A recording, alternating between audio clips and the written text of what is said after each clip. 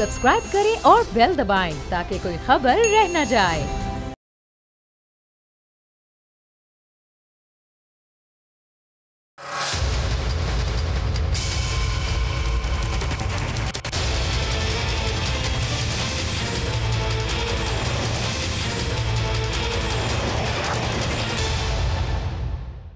अस्सलाम वालेकुम, आप देख रहे हैं प्रोग्राम बस बहुत हो गया। मैं हूं अरबाब जहांगीर और मौजूदा सूरत हाल में हर एक का यही सवाल है कि ये पाकिस्तान कैसा है, मुल्क की मईशत कैसी है, मुल्क तरक्की कर रहा है या नहीं, आम आदमी के हालात क्या हैं, तालीम, सेहत, इंसाफ, तरक्याती सरगर्मियां इस वक्त परवान चढ़ रही हैं या नहीं, क्या मजदूर को उसका हक मिल रहा है, क्या मजलूम को इंसाफ मिल रहा है, महंगाई में कमी वाक़ हो रही है या अवाम महंगी अशिया भी बाआसानी खरीदने के लायक हो गए हैं, क्या सरकार की जानिब से मुकर्रर करदा आम मजदूर की तनख्वाह में उसका गुजारा बाआसानी हो रहा है।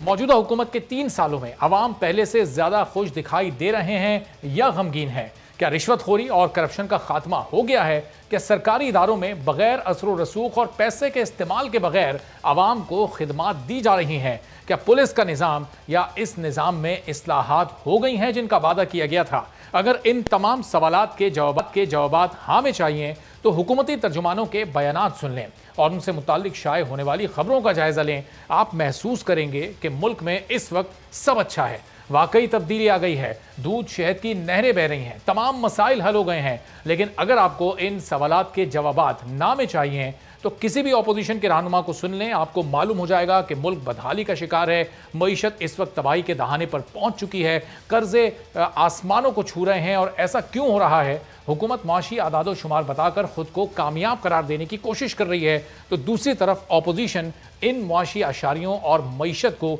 फोटोशॉप एडिटेड मईशत करार दे रही है। आखिर ऐसा क्यों है?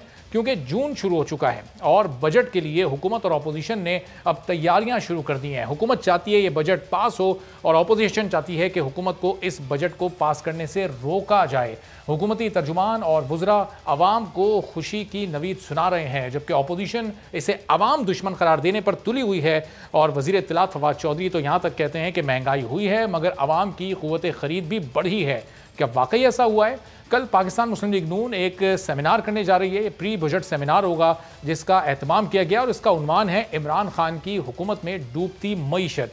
ये सब ऐसे हालात में हो रहा है जब अपोजिशन का मुकाबला हुकूमत से बाद में बल्कि पहले अपोजिशन से ही हो रहा है और हुकूमत का हाल भी कुछ इससे मुख्तलिफ नहीं है। अब क्या इस वक्त अपोजिशन जो कि खुद इस वक्त तकसीम नज़र आती है हुकूमत को बजट मन से रोक पाएगी? क्या पार्लियामान में मुत्तहिद होकर कोई ऐसी हिकमत अमली अपोजिशन बना सकती है? और अपोजिशन जमातें एक दूसरे पर इल्ज़ामात भी लगा रही हैं। पीपल्स पार्टी ये कह रही है कि नून लीग ये चाहती है कि ये हुकूमत मुद्दत पूरी करे। इस इल्ज़ाम में कितनी सच्चाई है, कितनी तस्दीक है, इसी बारे में मजीद गुफ्तगू करते हैं। फैसल करीम कुंडी साहब पाकिस्तान पीपल्स पार्टी के सीनियर रहनुमा हमारे साथ मौजूद हैं।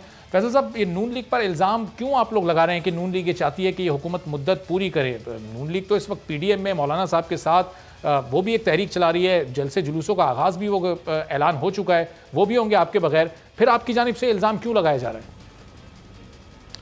बिस्मिल्लाहिर्रहमानिर्रहीम। अरबाब साहब, आपने बड़ा अच्छा सवाल किया। इसमें देखें, PDM जो माजी में बनी थी उसमें यही था कि महंगाई और बेरोज़गारी के ख़िलाफ़ जो इस वक्त इस मुल्क का हाल है उसके ख़िलाफ़ PDM बनी और हम इस हुकूमत के ख़ात्मे के लिए निकले थे।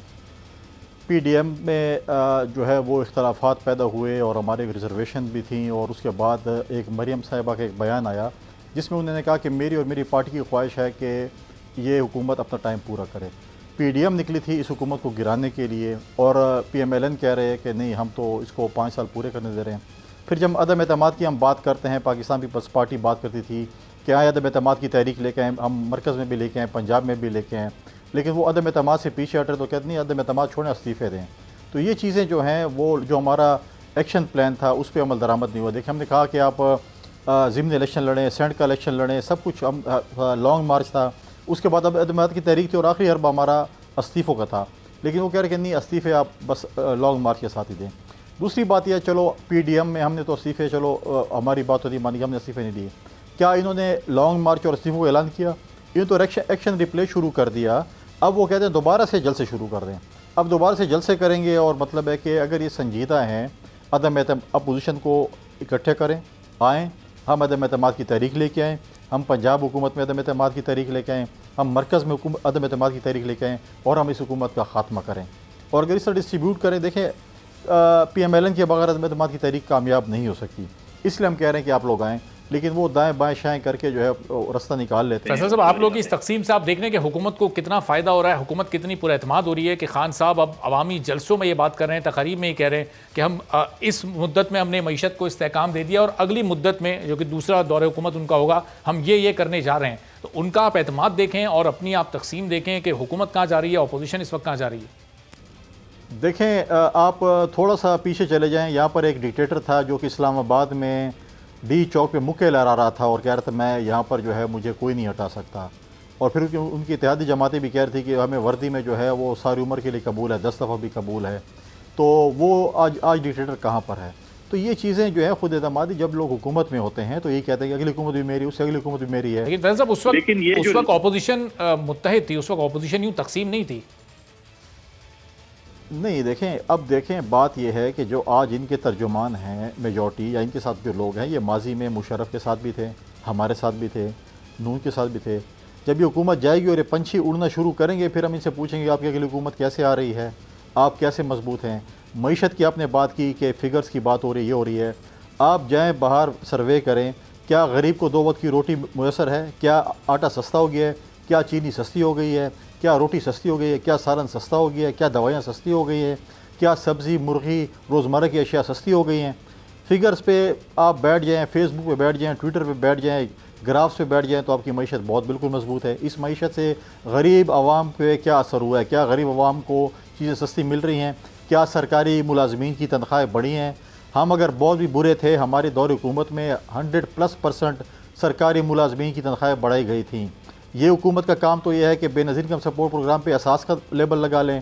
वर्कर वेलफेयर बोर्ड के जो गरीब मुलाजमीन के फ़्लैट थे जो कि हमने सिंध में मुफ्त तकसीम किए, वो हमारे फ़्लैट जो कि लाहौर में शुरू हुए थे हमारे दौर में और पेशावर में शुरू हुए थे, इमरान खान साहब जाते हैं कहते हैं मेरे हाउसिंग स्कीम का प्रोजेक्ट है। अगर ये इनका हुआ, मुझे बताएं कोई एक प्रोजेक्ट उनका बताएं जो इन्होंने शुरू किया हो। एक BRT शुरू की थी और वो BRT इनके गले में पड़ गई है।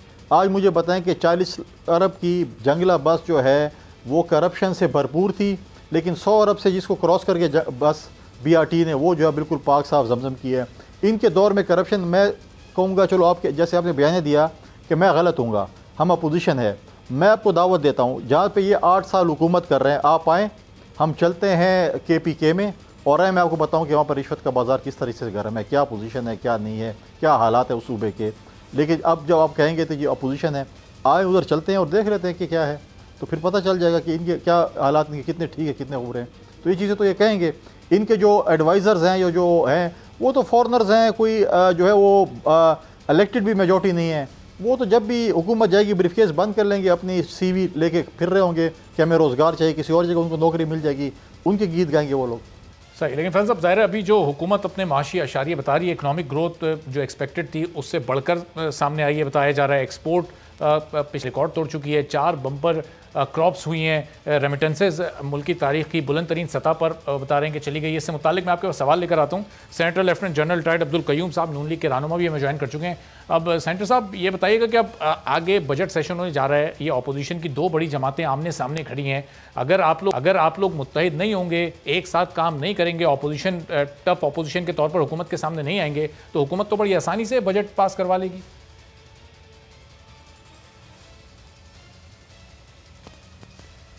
देखें, जहाँ तक ताल्लुक़ पार्लियामेंट का है वहाँ अपोजिशन बिल्कुल मुत्तहिद है। पीपल पार्टी हो, मुस्लिम लीग नून हो या बाकी जमातें, उनका एक ही लीडर ऑफ द अपोजिशन है और वो उनकी सपोर्ट से बना है और वो शहबाज शरीफ साहब हैं और उसके पीछे इन्होंने गेट टुगेदर भी की है और एक स्ट्रेटजी तय हो रही है।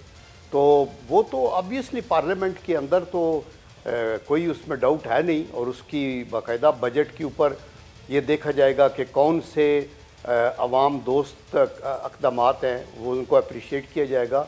लेकिन अगर ये महंगाई और बढ़ेगी और टैक्सेस और लगेंगे और लोगों को छूट ना मिली जो ऑलरेडी पिस चुके हैं, आप ये देखें कि जो पेंशनर हैं, जो सैलरीड लोग हैं, बेरोज़गारी की तरफ जो बहुत से लोग गए, ख़त्ते गुर्बत से जो नीचे गिरे, मतलब मिलियंस करोड़ों लोग ख़त्ते गुर्बत से नीचे उतरे हैं। तो अभी ये जो इंडिकेटर आप भी बता रहे हैं, देखिए ये डैमेज कंट्रोल है। अभी अगर इनकी तवक्को ये थी कि हमारी 1.5 या इतनी GDP होगी और ये अभी 3.99 पे बात कर रहे हैं, तो ये अभी इनको मिला तो 5.8 था ना, तो वेयर आर दे नाउ? तो वी प्रे एंड होप कि अल्लाह करे कि ये चीज़ें मुस्बत जो बता रहे हैं ये मुस्बत ही हों और ये आगे चलें। ये यहाँ तक खुश ना हो जाएं कि हमने मुस्लिम लीग नून ने तो अपने 5 सालों में 1900 अरब से 3800 अरब रुपए का रेवेन्यू कर लिया था, तो इन्होंने अभी 3 सालों में अगर 1000 ऊपर गए हैं तो ये बगले बजा रहे कि जी हमने तो बड़ा अचीव कर लिया। अभी तो इस स्टेज के ऊपर 7000 अरब 7 ट्रिलियन होना चाहिए था, जो कि ये 4 है। तो मकसद ये है कि और महंगाई अभी तक काबू में नहीं है। फाइनेंस की टीम इनकी आप देख लें कि क्या है, 4 फाइनेंस मिनिस्टर बदल चुके हैं। लेकिन सेंटर साहब यही तो वो चार्जशीट थी ना जो जिसके लिए फिर इस हुकूमत को घर भेजने के लिए आप लोगों ने पीडीएम बनाई थी। इन्हीं सारी चीज़ों के खिलाफ पीडीएम बनाई गई थी। फिर ये जो तकसीम नज़र आई है इसके बाद तो इन आशारियों के साथ, इस महदूद तरक्की के साथ भी ये हुकूमत इंतहाई पुरएतमाद और मजबूत इस वक्त नज़र आ रही है। अपनी मुद्दत पूरी करने में इस वक्त बड़ी फेवरेट लग रही है।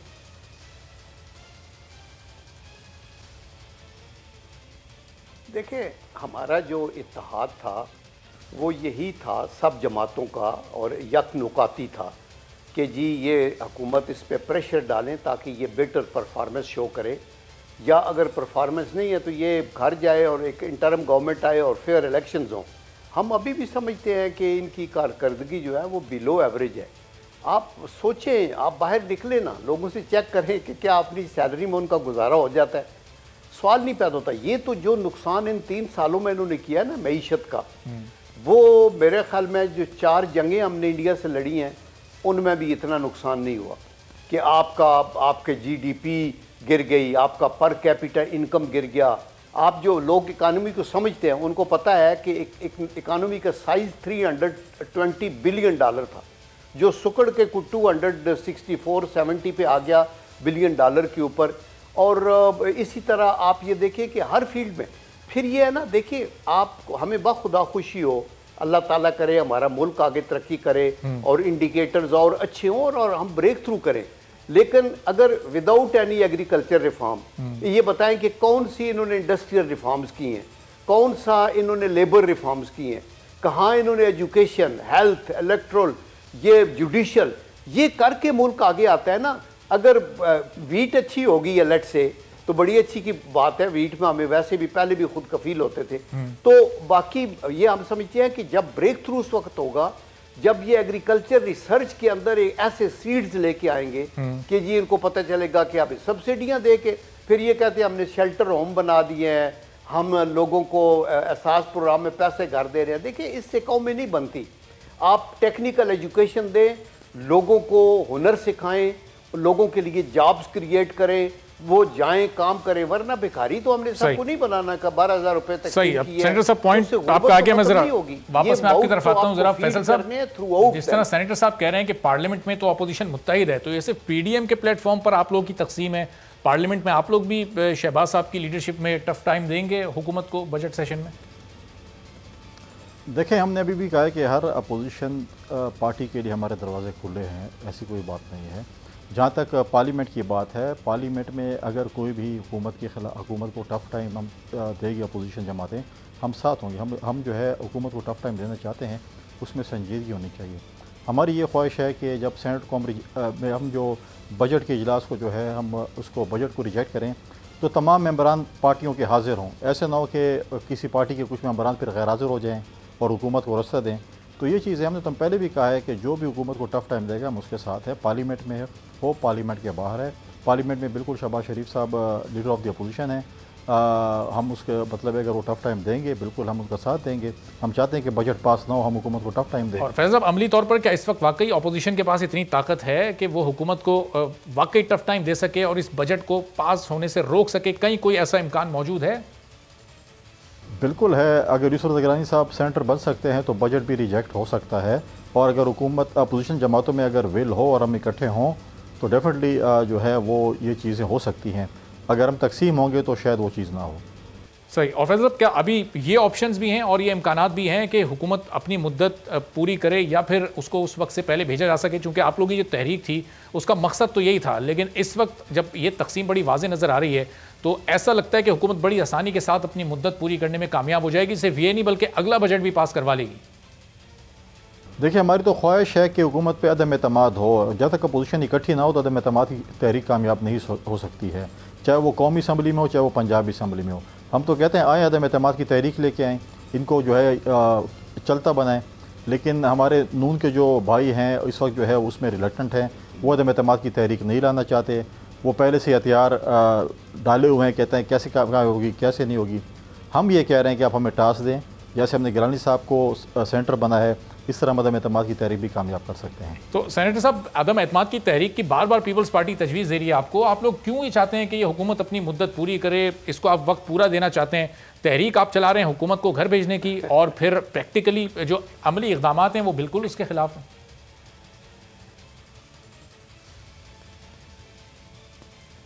देखें, हमने पॉलिटिकली हर वो मूव करना चाहिए जिसके पहले आप अपने पते ठीक करके सेट कर लें, अपने कार्ड्स को दुरुस्त कर लें। अभी पीपल पार्टी का एक मुतालबा था कि जी पंजाब में अदम एतमाद की तारीख ले आएँ, इनके वहाँ 7 मेंबर हैं या 8 हैं वटेवर, तो वो फैसला जो है वो करना तो नून ने है ना, जिनकी मेजॉरिटी है। और नून ये समझती है कि हम पंजाब की बात नहीं कर रहे, हम तो ये कह रहे हैं कि टोटल ये हुकूमत ही नाकाम है। और दूसरा ये है कि हमारा जो इन प्रिंसिपल बात है, हमारा ये ईमान है कि हर हुकूमत को अपने तौर पे टाइम तो पूरा करना चाहिए अगर वो डिलीवर कर रहे हो। इनके पीछे हम इसलिए पड़े हैं और हम ये समझते हैं कि इनको किसी तरीके से भी इनको हटाना ज़रूरी है, वो ये है कि ये डिलीवर नहीं कर रहे और मुल्क पीछे की तरफ जा रहा है। तो देयरफॉर अगर इनके अभी देखें ना, मसला ये है कि हम ये कह रहे थे पीपल पार्टी को कि आपने यूसुफ रज़ा गिलानी साहब लीडर ऑफ द अपोजिशन बना दिए हैं सेनेट के अंदर, तो इसका मतलब है कि आपके वो वोट हैं कुछ हमारे मिला लें, तो वहाँ पहले अदम एतमाद की तारीख उधर करते हैं। लेकिन वो वोट जिनसे उनको लीडर ऑफ द अपोजिशन बनाया वो तो हुकूमती वोट थे, वो तो अभी मौजूदा चेयरमैन को हटाने में आगे नहीं आएंगे ना। तो मेरे ख्याल में देखें, ये पीपल पार्टी से मेरी एक अफिलिएशन ये है कि मैं बेनज़ीर भुट्टो साहबा के साथ 3 साल रहा हूँ एज ए मिलिट्री सेक्रेटरी, और ये कुंडी साहब और सारे ये मेरे दोस्त हैं। मैं ये कहता हूँ कि अगर आप देखिए, सियासत में ये ज़रूरी नहीं है कि हर जगह के ऊपर आप दाएं दिखाएं और बाएं मारें, मतलब है उसके भी असूल हैं और प्रिंसिपल हैं। ये जो लीडर ऑफ द अपोजिशन का ओहदा था सेनेट के अंदर, ये कोई बड़ी बात नहीं है, मतलब एक बन सकता है दूसरा बन सकता है, इस पे बैठ के इनको बातचीत होनी चाहिए थी। हमने हमारी मदद के बगैर गिलानी साहब सेनेटर तो नहीं बन सकते थे ना, उसके अंदर नेशनल असेंबली की वोटिंग के साथ, वो तो हमने मदद की तो किया। तो यहाँ भी बैठ के देखा जाता कि अगर ये कहते कि नहीं सर उन्हीं को दें, आप न लें, आल दो इसका एक डिसीजन हुआ था। तो ये छोटी छोटी चीज़ें हैं जो जिसके ऊपर मुझे खुद अफसोस होता है कि इसके ऊपर हुकूमत ये अपोजिशन के अंदर ज़रा भी दरार पड़नी नहीं चाहिए थी। लेकिन ऑल सेड एंड डन, हमारे पास बड़ा एक विजनरी लीडर है शहबाज शरीफ साहब, जो लीडर ऑफ द अपोजिशन है, वो प्राइम मिनिस्टर इन वेटिंग है, उसके साथ पीपल पार्टी का और सारी पार्टियों का तावन है नेशनल असेंबली के अंदर और पार्लियामेंट के अंदर। और हम चाहते हैं कि वहाँ जो कुछ हमने करना है वो इकट्ठा करें और वही कुछ करें जो मुल्क के मफाद में है। हुकूमतें वक्त से पहले तोड़ना जो बात है ना, वो कोई कभी भी मुल्क के मफाद में नहीं होती जब तक कि अशद जरूरी ना हो जाए। और ये चूंकि जरूरी हो चुका था। सेनेटर साहब, जरा हम गिलानी साहब को जो आप सेनेटर नामजद करवाने की बात कर रहे हैं, जरा कि ये यार वापस आता हूं, जरा फैसल साहब से इस बारे में उनका पॉइंट ऑफ व्यू भी ले लूं। फैसल साहब, गिलानी साहब को आपने सेनेट में लीडर ऑफ अपोजिशन नामजद कराया, मामला वहां से बिगड़े। अगर उस पर आप लोग कहीं बातचीत कर लेते या बाद में भी उस पर बातचीत हो जाती, वो शो कॉज हुआ, फिर उसको फाड़ा गया, वो सब ज़ाहिर वो पुरानी बातें हो गई, लेकिन वहीं से तलखी पैदा हुई। देखें उससे पहले पीडीएम चाहती थी कि हम इस्तीफ़े दें, ठीक है। अगर ये कह रहे हैं कि 4 लोग जो कि आए हैं हुकूमत से हमारी तरफ, तो उनको लीड कौन कर रहा है? दिलावर खान मर्दान से, जो कि PMLN का मेंबर है। क्या इन्होंने शो कॉज नोटिस को दिया? क्या इन्होंने उससे एक्सप्लेनेशन कॉल की? क्या उन्होंने इलेक्शन कमीशन को लिखा कि सिर्फ ये जनरल साहब जरा रुकिएगा, मैं आपकी तरफ आ रहा हूँ। फैसल साहब अपनी बात पूरी कर लीजिए। फैसल साहब आप पॉइंट जारी रखिए। ठीक है, फिर आप जो है आप कोई शोकाज दिया, कुछ भी नहीं दिया, और फिर आप कह रहे हैं कि आपने उनसे क्यों वोट लिया। फिर तो गिलानी साहब ने 15 वोट सेंटर बनने के लिए कौमी असम्बली में भी जो है वही PTI और इन लोगों से लिए, तो उस पर कोई एतराज़ नहीं था। सिर्फ एतराज़ ये गिलानी साहब क्यों लीडर ऑफ द अपोजिशन बने। फिर हम बोलेंगे शहबाज शरीफ साहब क्यों बने लीडर ऑफ द अपोजिशन। देखें, उनका मेजॉरिटी पार्टी है नेशनल असेंबली में, शहबाज शरीफ साहब लीडर ऑफ द अपोजिशन है। हम मेजॉरिटी पार्टी सेनेट में और गिलानी साहब लीडर ऑफ द अपोजिशन है। इनको सिर्फ हम चुपते हैं। दोनों जमातें एक दूसरे का एतमाद जब खो चुकी हैं तो फिर आगे कोई भी इत्तेहाद कैसे बन पाएगा? ये बजट सेशन में भी अगर आप लोग मुत्तहिद होते हैं, क्या एक दूसरे पर भरोसा कर सकेंगे? बिल्कुल है, पॉलिटिक्स में डायलॉग्स होते हैं, दूरियां भी होती हैं, नज़दीकियाँ भी होती हैं। माजी में भी हम PMLN के काफ़ी फासले पे थे, फिर करीब आए, फिर फासले, तो ये चीज़ें चलती रहती है पॉलिटिक्स में। ये चीज़ें नहीं है आज जो PTI की इत्तेहादी हैं कल हमारे इत्तेहादी थे, तो पॉलिटिक्स में डायलॉग्स, दूरियां, नज़दीकियाँ ये चलती रहती हैं। इसमें कोई वो नहीं है कि आप नज़दीक आ रहे हैं या दूर जा रहे हैं। सही, लेकिन अब ज़ाहिर फैसल साहब, ये इस वक्त जो ये तलखियाँ पैदा हो रही हैं, अब नून लीग के दो बयानी आप लोग कहते हैं कि हम शहबाज साहब का जो बयानिया है उसको मानेंगे। माजी में आप लोग तमाम मुज़ाकरात और तमाम मीटिंग्स मरियम नवाज़ से करते रहें, अब आप लोग चाहते हैं कि शहबाज शरीफ साहब का बयानिया उसको लेकर आप लोग चलें। तो उनसे कहीं जो मीटिंग हुई थी उसमें कोई ऐसी बात हुई कि आगे ये कहीं कोई मुज़ाकरात होने के या PDM में वापसी के कोई इम्कानात? गो के दोनों तरफ से बयानात बहुत ज़्यादा सख्त आ रहे हैं। PDM पे हमारी कोई बात नहीं हुई थी। लीडर जो है PMLN जो है उसके सदर जो हैं वो शहबाज शरीफ साहब हैं, मरियम नवाज़ साहबा नायब सदर हैं। वो अपना शहबाज शरीफ साहब जेल में थे, जेल से बाहर आए हैं, वो एक्टिवली पॉलिटिक्स कर रहे हैं। तो हम अब जो है हम सदर साहब से ही करेंगे, बाद जो पार्टी के सदर होंगे वो जाके अपने पार्टी में कोऑर्डिनेट करेंगे, हम तो नहीं करेंगे। तो वो जो है जब तक वो प्रेसिडेंट हैं, पार्टी कल किसी और को प्रेसिडेंट बनाएगी तो हम उनके साथ बात। सही, तो सेनेटर साहब, पार्टी के प्रेसिडेंट शहबाज साहब हैं, लेकिन मरियम साहिबा के बयानात भी अपनी जगह पर मौजूद हैं और वो अब शायद पीपल्स पार्टी को बाई कर चुकी हैं। शहबाज साहब चाहते हैं पीपल्स पार्टी आ जाए PDM में।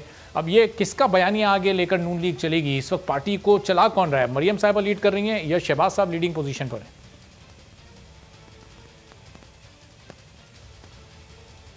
देखिए, ये दाना फेंकने वाली बात है।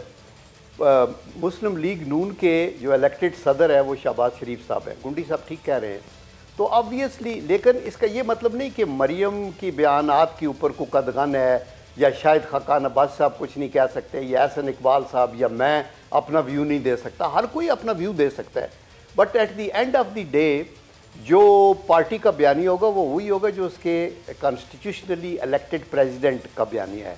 और आई एम श्योर कि उसके अंदर वो सारी पार्टियों से इन टच भी हैं और आगे चल रहे हैं। बाकी लोग अपना अपना व्यू देते हैं ना, वो एक अपनी सिंसियरिटी में इसका मतलब वो जो रिकंसिलिएशन का बयानिया है शहबाज शरीफ साहब का, पार्टी का बयानिया भी वही है, रिकंसिलिएशन वाला। लेकिन फिर शाहिद खाकान साहब, मरियम नवाज साहिबा तो बड़ा खुलकर उसके अगेंस्ट बात करती हैं जब वो पावर टॉक्स टू पावर की बात करती हैं, मज़ाहमत की बात करती हैं।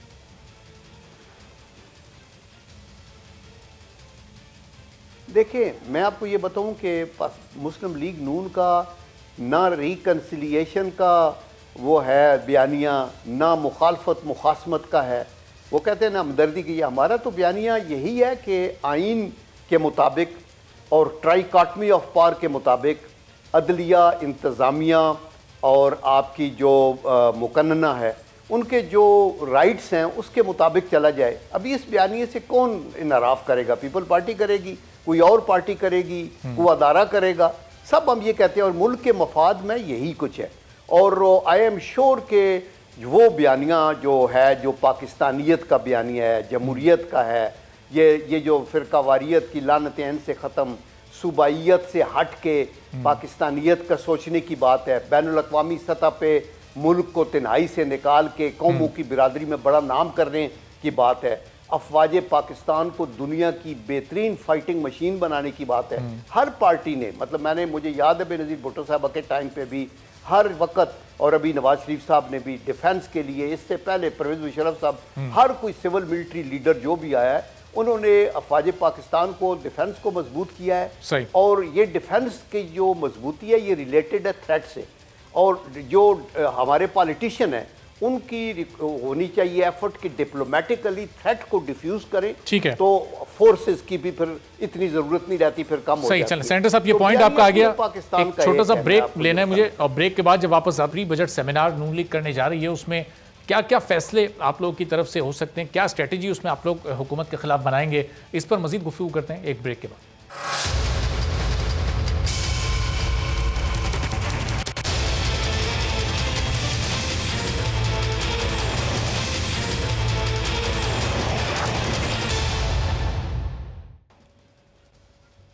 प्रोग्राम में एक बार फिर आपको खुशामदीद कहते हैं। Senator lieutenant general retired Abdul Qayyum साहब हमारे साथ मौजूद हैं। ब्रेक से पहले फैसल करीम कुंडी साहब हमारे साथ मौजूद थे। फैसल साहब बहुत शुक्रिया आपका। अब्दुल कयूम साहब भी प्रोग्राम में मौजूद ही हैं। तो अब्दुल कयूम साहब, अब ये कल प्री बजट सेमिनार आप लोग करने जा रहे हैं, इसका उन्वान रखा गया है कि इमरान खान की हुकूमत में डूबती मईशत। अब कल क्या क्या स्ट्रेटजी आप लोग इस पर फाइनल करने जा रहे हैं, क्या फ़ैसले हो सकते हैं जिसका फ़ायदा फिर आवाम को और हुकूमत को आप लोग चैलेंज कर सकें इस सूरत हाल में?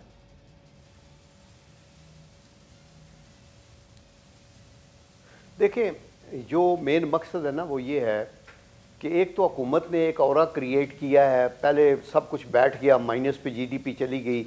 अभी ये इंडिकेट कर रहे हैं कि जी बहुत अच्छा हो रहा है, ये तो जो इकानमी है मुल्क की वो स्काई रॉकेट करेगी और हम ऊपर जा रहे हैं। और हमारे अपोजिशन वाले इसलिए परेशान हैं कि हमारी बस मईशत तो बड़ी उठ गई। हमें फैक्ट्स एंड फिगर्स के साथ ये बताना होगा कि क्या सूरत हाल है, अनएम्प्लॉयमेंट कितनी है, महंगाई कहाँ खड़ी है, पर कैपिटा इनकम क्या है, इन्फ्लेशन आगे कब तक कंट्रोल होगी, जीडीपी कैसे चलेगी, क्या सिर्फ गपशप के ऊपर ये ग्रोथ आगे बढ़ती है या आपको कुछ न कुछ इंडस्ट्री में, एग्रीकल्चर में, सर्विसेज के अंदर, लार्ज स्केल मैन्युफैक्चरिंग में करना होगा। इसी तरह ये चीज़ें सारी बताई जाएगी और फिर कोशिश ये होगी कि लोगों को रिलीफ मिले। और उसके अंदर ये भी हो कि टैक्सेस जो हैं उसकी, जैसे फाइनेंस मिनिस्टर बड़ा राइटली कह रहे थे तरीन साहब, कि हम बढ़ाएंगे नहीं, बेस बढ़ाएंगे और टैक्सेस नहीं लगाएंगे। ये एक बड़ी अच्छी स्ट्रैटेजी है। क्या अमली तौर पे इसके ऊपर बढ़ेगी? क्या जो फिक्स सैलरी वाले लोग हैं उनको तनख्वाहों में रीज़नेबल छूट मिलेगी ताकि वो उस महंगाई के मुकाबले में उनकी जो बाइंग पावर है ठीक हो सके? क्या जो पेंशनर हैं, मैं चूँकि एक फ़ौजी हूँ, मुझे पता है कि 65 वार के अंदर भी जो शोहदा थे उनकी फैमिलीज़ को जो पेंशनें मिल रही हैं वो आज एक चपड़ासी को भी नहीं मिल रही। पीएन भी उतना नहीं लेता, 15,000, 18,000, 17,000, और उनको बढ़ाने की ज़रूरत है। फिर इसके अलावा जो लोग नॉर्मल पेंशनर हैं उनकी पेंशनरें भी, जो बाद में लोग आए हैं उनकी कुछ बेटर हैं, जो पहले वॉर वेटरन है उनकी अच्छी नहीं है, उनका देखा जाएगा कि उनको कैसे दिया जाता है। और उसके अलावा हुकूमत, हम ये चाहेंगे कि ऐसा बजट पेश करे जो साल तक रहे, फिर मिनी बजट दोबारा ना पेश करना शुरू कर दें और उसके ऊपर जो रिकमेंडेशन फिर सेनेट की भी होंगी और अपोजिशन की भी होंगी उस पर सेंटर साहब, ज़ाहिर है ये सेकंड लास्ट इस हुकूमत का बजट होगा और आमतौर पर जो आखिरी दो बजट होते हैं हुकूमत के, उसमें आमतौर पर यही देखा जाता है कि चूंकि इलेक्शन की तैयारी करनी होती है तो आवाम को रिलीफ दिया जाता है। जिस तरह अभी शौकत तरीन साहब बता भी रहे हैं, मुख्तलिफ और वज़रा भी बता रहे हैं कि तनख्वाहों में भी इजाफा होगा, नए टैक्सेस भी नहीं लगाए जाएंगे। लेकिन इस हुकूमत में ये जो महंगाई बढ़ी, चीनी का स्कैंडल आया, आटे का स्कैंडल आया, हमने देखा चीनी कमीशन बनाया गया, उसकी रिपोर्ट भी सामने आई, दवाओं का स्कैंडल सामने आया था, उसकी रिपोर्ट भी सामने आई थी। कम से कम माजी की हुकूमतों से इतना तो फ़र्क है कि जो स्कैंडल सामने आते हैं उन पर कमीशन बनाए जाते हैं, उनकी रिपोर्ट्स भी सामने आती हैं, फिर किसी हद तक कार्रवाई भी होती है उन लोगों के खिलाफ।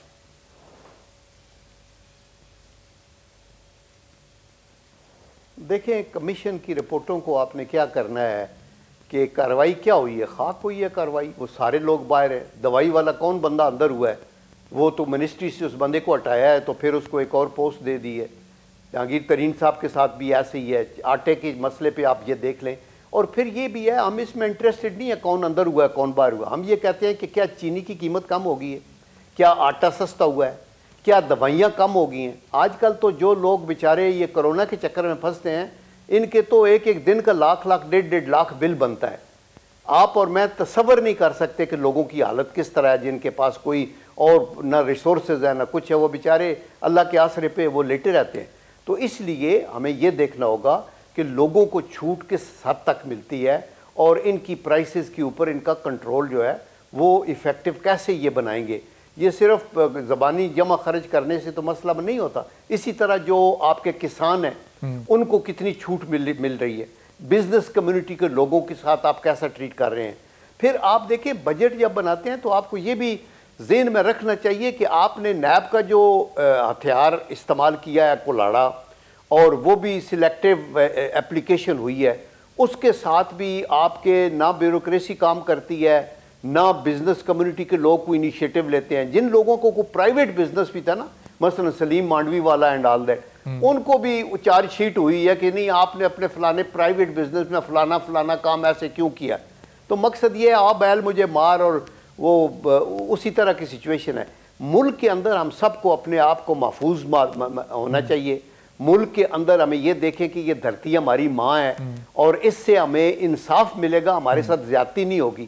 तो अभी आप एहसास प्रोग्राम में पैसे तकसीम करते रहें और शेल्टर होम बनाते रहें, और आप ये ना देखें कि रोज़गार कैसे बढ़ेगा, और आप ये ना देखें कि लोगों की सैलरियाँ कैसे हमने बढ़ानी है, और आप ये देखें कि डेवलपमेंट एक्सपेंडिचर जो देहातों में पाकिस्तान को 65% जो है वो विलेजेस हैं, उनके अंदर स्ट्रीट लाइट्स, गली पक्की करनी है, आपने छोटा मोटा उनको कोई एक्सचेंज देनी है, स्कूल बनाना है, कोई डिस्पेंसरी है, उनके लिए हमारे टाइम पे डेवलपमेंट। सेंटर साहब मैं आपकी तरफ वापस आता हूं, जरा अली नवाज अवान साहब पाकिस्तान तहरीक इंसाफ में भी हमारे साथ मौजूद हैं। तो अली नवाज साहब, अब ये आर्टिफिशियली कागजात में आप लोग ये दिखा रहे हैं कि ये इकोनॉमिक ग्रोथ 3.8 हो गई है, एक्सपोर्ट बढ़ रही हैं, रेमिटेंसेस बढ़ रही हैं, आम आदमी तक इसके समरात कब मुंतकिल होंगे, कैसे मुंतकिल होंगे और क्या फायदा पहुंचा इसको आम आदमी से?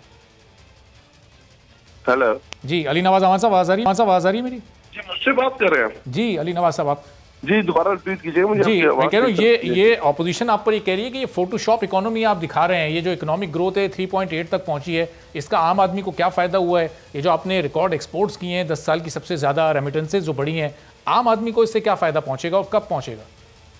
अच्छा देखो दो तरीके होते हैं इकोनॉमिक्स के। अगर मुझे नहीं पता आपके साथ कौन कौन आया हुआ। पहला तरीका ये होता है, मेन सेनेटर अब्दुल कयूम साहब साथ हैं हमारे।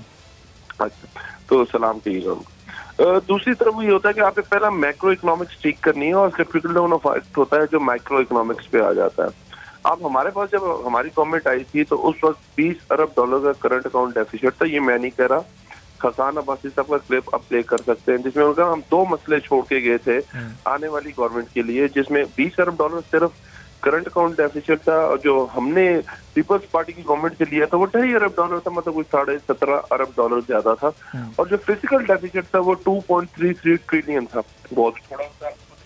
2.33 ट्रिलियन बहुत थोड़ा सा फिजिकल डेफिसिट होता। और उसके बाद हमारी गवर्नमेंट आई और हमने उसमें देखा कि एक इंपोर्ट बजट पहुंचा हुआ है $60 अरब पे। आपका जो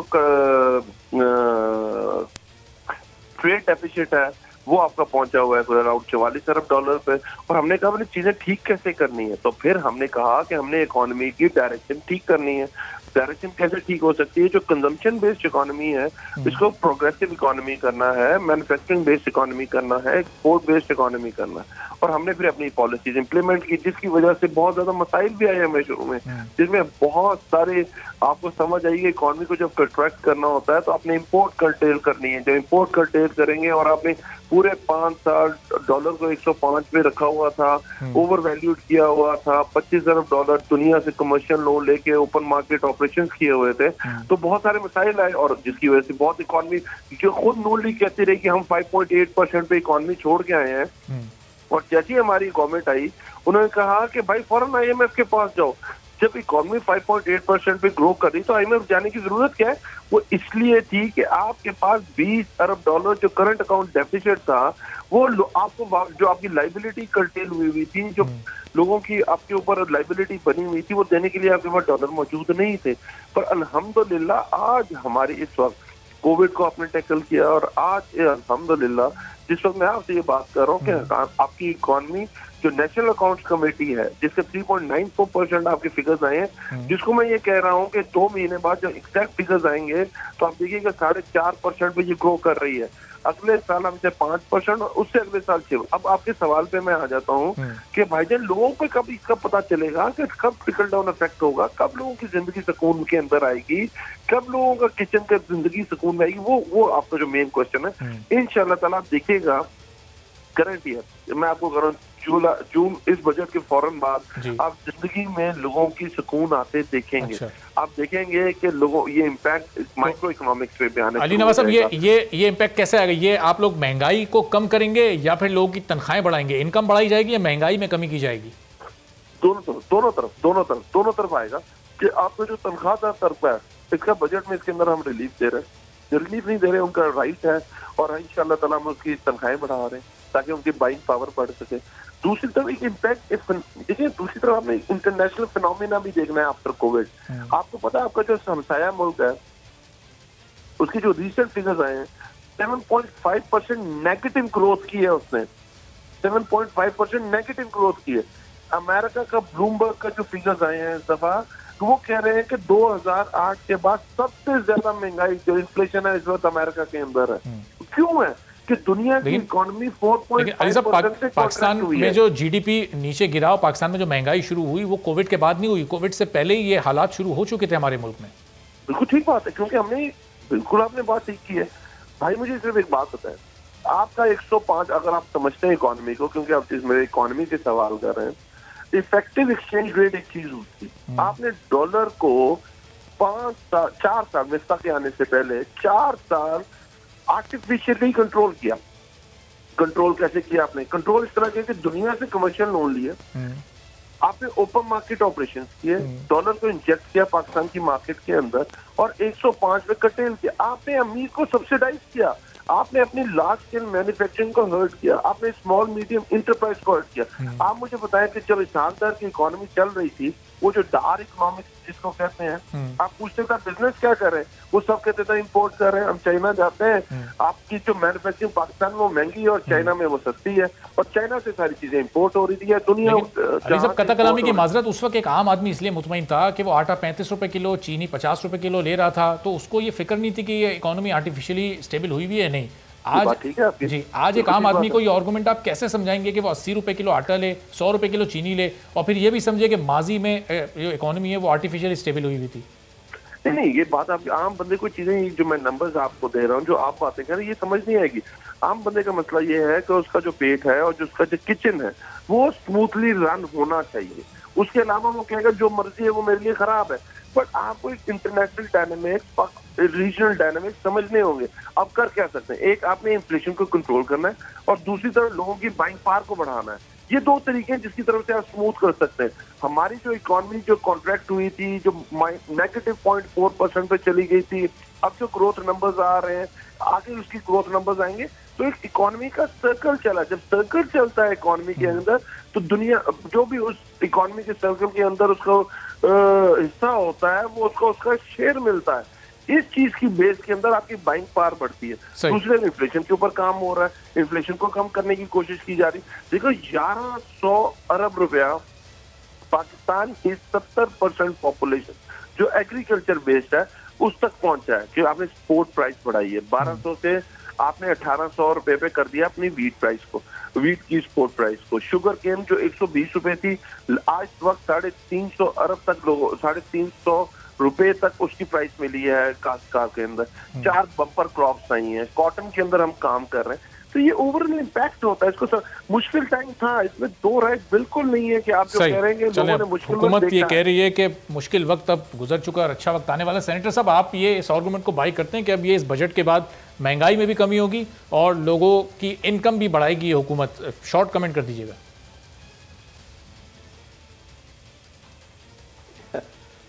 देखिए, बात यह है कि महंगाई में कमी तब होगी कि अगर ये डिमांड और सप्लाई का मसला है ना, अगर डिमांड जो हो सप्लाई उससे ज़्यादा हो तो चीज़ों की कीमतें स्टेबलाइज होती हैं। ये सिर्फ मार्केट की प्राइस कमेटीज ही नहीं करती।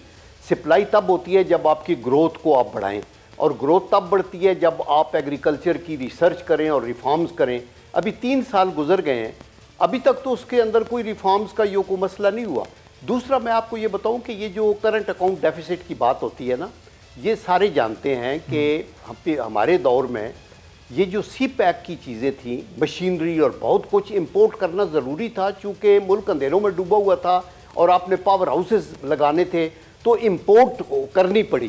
प्लस आपको इंपोर्ट करनी पड़ती है एक्सपोर्ट को बढ़ाने के लिए भी, बिकॉज आपका जितना रॉ मटेरियल, केमिकल्स, बहुत सी चीज़ें जो एक्सपोर्ट के लिए यूज तैयार होता है, फिनिश गुड्स, उनके लिए लगते हैं। तो इन्होंने करंट अकाउंट डेफिसिट को कंट्रोल किया, बड़ी अच्छी बात है, लेकिन it affects the exports also. तो इन सारी चीज़ों को ज़हन में रखें, we pray and hope that the government succeeds. हम ये कहते हैं अल्लाह ताला करे। चले, बहुत बहुत शुक्रिया अब्दुल कयूम साहब। अली नवाज अवान साहब मौजूद थे। हुकूमत का है कि जो फैक्ट्स और फिगर्स आ रहे हैं, जो मईशत स्टेबल होने जा रही है, ये हकीकी है, और एक आर्गूमेंट अपोजिशन का है कि ये हकीकी नहीं है बल्कि ये फोटोशॉप और एडिटेड मईशत है। अब देखते हैं, इकोनॉमिस्ट की राय जानते हैं एक ब्रेक के बाद, और फिर उनसे जानते हैं कि ये वाकई हकीकी आदाद व शुमार हैं या फिर ये सिर्फ अल्फाज का गोरखधंधा है। एक ब्रेक के बाद।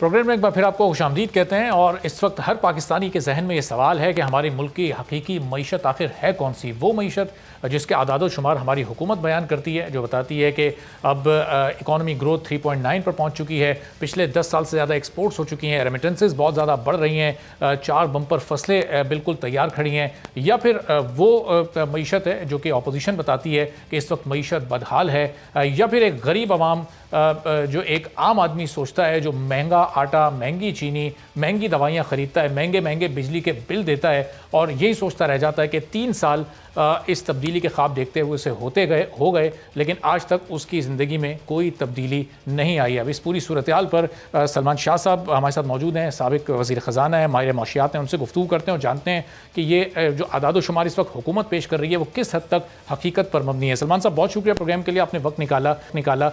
ये इस वक्त अचानक से शौकत तरीन साहब के वज़ीर ख़जाना बनते ही जिस तरह इकनॉमिक ग्रोथ ये हुकूमत हमें दिखा रही है, बता रही है कि ये बुरा वक्त गुजर गया, अब अच्छा वक्त शुरू होने वाला है, अगला बजट भी बड़ा शानदार और अवाम दोस्त होगा, क्या वाकई यकीन कर लें इस बार इनकी बात पर? सलमान साहब, देखें, ये तो 3 साल की प्रोग्रेस है। आपने 2018 में जब हम IMF प्रोग्राम में गए थे, उस वक्त के हालात भी आपके सामने ही हैं, और पिछले 2 साल से उन पर अच्छी डिस्कशन भी होती रही है। अब जो सिचुएशन है वो खासी मुख्तलिफ हो चुकी है उस वक्त से, और उसमें 3-4 चीज़ें बड़ी इम्पोर्टेंट हैं। सबसे पहली बात तो ये थी कि हमारा मुल्क का जो दवालिया एक किस्म का निकल चुका था, उसको रोक लिया गया, उसको फिर अब रिवर्स किया जा रहा है, और उसमें जो तकलीफ़ थी वो हमें महंगाई की सूरत में पूरी कौम ने उसको सहा है, और उसकी वजह है कि आपके रुपये की वैल्यू इतनी गिरी थी कि हर चीज़ जो है जो इम्पोर्टेड थी, पाकिस्तान में सारी एनर्जी जो है वो इम्पोर्टेड है, जो भी बिजली भी हम इस्तेमाल करते हैं वो भी इम्पोर्टेड बिजली है, क्योंकि उसका फ्यूल इम्पोर्टेड है। तो वो जब डॉलर महंगा हो गया और रुपये की कीमत ख़त्म हो गई, तो फिर आपकी महंगाई का एक दौर चला है जो कि पिछले 1 साल से उसने बहुत तबाही की है पाकिस्तान की। लेकिन उसके साथ साथ अब इस वक्त जो नज़र आ रहा है कि वो इस दौरान बहुत सी पॉजिटिव चीज़ें भी हुई हैं, और इसके साथ साथ कोरोना के ऊपर काबू पाना, उसको मैनेज करना और इंश्योर करना कि इकॉनमी का पहिया चलता रहे और वो रुके ना या डिस्टर्ब ना हो, वो बहुत इम्पोर्टेंट चीज़ें थी। तो अब हम देख रहे हैं कि आपकी इस वक्त ग्रोथ हर सेक्टर में आ रही है। एग्रीकल्चर में बहुत माशाल्लाह से अल्लाह का फजल हुआ कि आपकी बहुत अच्छे क्रॉप्स हुए, उसकी वजह से सर्विसेज में खासा इम्पैक्ट आ रहा है। साथ साथ आपकी लार्ज स्केल मैन्युफैक्चरिंग जो है वो अब तेज़ी से उठी है, क्योंकि आपकी एक्सपोर्ट्स उठ रही हैं। एक्सपोर्ट मार्केट में क्योंकि पाकिस्तान ने कोरोना के दौरान डिस्ट्रप्शन को मैनेज किया, फैक्ट्रियों चलती गई, ऑर्डर्स मिले, पैकेज दिया गया एक्सपोर्ट इंडस्ट्री को, उसने रिस्पॉन्ड किया। सेंट्रल बैंक ने बेशुमार सपोर्ट दी वर्किंग कैपिटल के लिए, इन्वेस्टमेंट करने के लिए, long term capital investment. Salman साहब, इसका मतलब कि ये डैमेज कंट्रोल तो हो गया, ये जो इकोनॉमिक डैमेज था इसको तो कंट्रोल कर लिया गया, अब ये स्टेबिलिटी की तरफ मईशत को ले जाया जा रहा है। लेकिन इस दौरान जो इन्फ्लेशन हुई, ख़ासतौर पर फूड इन्फ्लेशन, क्या वो भी रिवर्स हो सकेगी? वो कीमतें जो कोई कीमत 35 रुपये से बढ़ के 70 हो गई, कोई 52 से बढ़ के 100 हो गई, क्या ये कीमतें वापस आ सकेंगी, या फिर इनकम को बढ़ाकर इसको कवर करने की कोशिश की जाएगी? देखें, एक बात तो ये है कि डॉलर की कीमत अब स्टेबल है, और वो 150 के इर्द गिर्द चल रही है और आई थिंक कि इसी के इर्द गिर्द पाकिस्तान की इकॉनमी खासी कम्पिटिटिव है।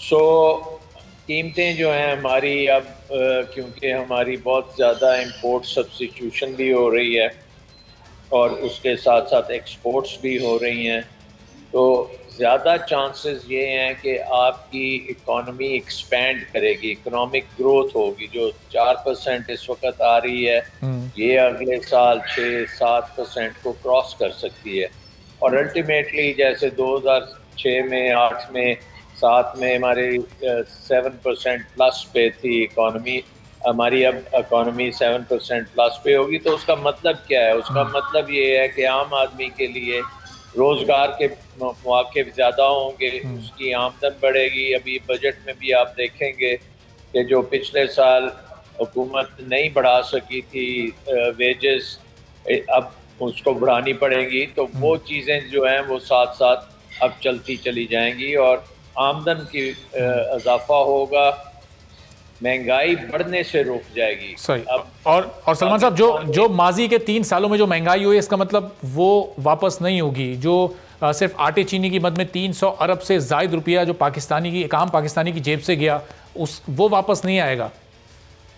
नहीं, आई थिंक कि ये डिपेंड करेगा कि पाकिस्तान में अब जो हमारी एग्रीकल्चर सेक्टर में अगर बम्पर क्रॉप्स आती चली गई और इंटरनेशनली प्राइसेस जो हैं वो भी मुनासिब लेवल पे रहेंगी, तो फिर ये हो सकता है कि आगे चल के कम हो जाए। ये डिपेंड करेगा इंटरनेशनल प्राइसेस पे, क्योंकि आपका एग्रीकल्चर जो है वो भी अब इंटरनेशनल प्राइस के साथ साथ चलता है। तो हमारा अगर ये किस्म का बम्पर प्रोडक्टिविटी हो जाए, हमारी कॉटन में भी एक अच्छी फसल आए, सीड टेक्नोलॉजी हम ला रहे हैं वो बेहतर उनको सीड मिले, फार्म मैकेनाइजेशन हो रही है, उसकी वजह से बेहतर आउटपुट आए, साथ लोन्स अरेंज किए जा रही हैं, फर्टिलाइजर दिया जा रहा है। तो इस सारे का सलमान साहब, इससे जो गुज़िश्ता 2 साल के बजट से 2019-20 वो इस हुकूमत के लिए ज़ाहिर है बहुत मुश्किल हालात में पेश किए गए थे। अब कदरे बेहतर बज़ाहिर हालात हैं, तो ये बजट पिछले 2 बजट से किस हद तक मुख्तलिफ होना चाहिए और क्या क्या इसमें बेहतरी होनी चाहिए? आई थिंक एक तो ये है कि डेवलपमेंट साइड पे खासा जंप दिया जाएगा और 900 अरब और 1000 अरब की बातचीत हो रही है एट द फेडरल लेवल, और साथ साथ सूबों में भी गुंजाइश है कि वो अपने डेवलपमेंट के बजट्स को ज़्यादा करें और साथ साथ पब्लिक प्राइवेट पार्टनरशिप्स का बड़ा इस वक्त चांस है, क्योंकि पब्लिक प्राइवेट पार्टनरशिप्स में बजट के अलावा भी आप डेवलपमेंट कर सकते हैं, इंफ्रास्ट्रक्चर को बेहतर कर सकते हैं। और पाकिस्तान के जो शहर हैं वो आप देख रहे हैं कि बहुत डायनामिक होते जा रहे हैं और बड़े बड़े शहर हैं, कराची है, लाहौर है, रावलपिंडी को देख लें, फैसलाबाद, मुल्तान।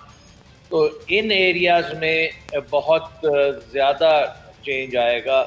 एक तो ये है कि बहुत शहरों में रूरल एरिया से लोग शहरों में आ रहे हैं जी।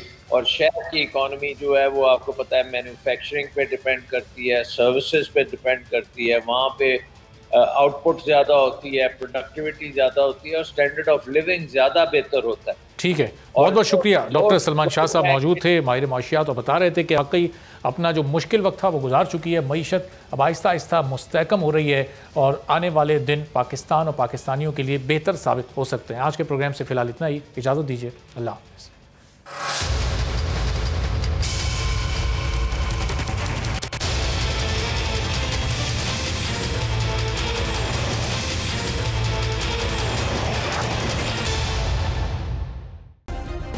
सब्सक्राइब करें और बेल दबाएं ताकि कोई खबर रह न जाए।